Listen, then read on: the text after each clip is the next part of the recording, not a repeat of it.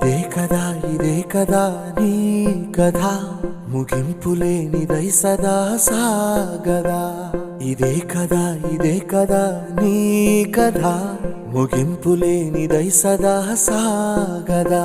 నీ కంటి రెప్పలంచున మనస్సు నిండి పొంగిన ఓ నీటి బిందువే కదా నువ్వు వెతుకుతున్న సంపద ఒక్కొక్క జ్ఞాపకానికి 100 ఏళ్ల ఆయువుందిగా ఇంకెన్ని ముందు వేచనో అవన్నీ వెతుకుతూ పదా మనుష్యులందు నీ కథ మహర్షిలాగా సాగదా మనుష్యులందు నీ కథ మహర్షిలాగా సాగదా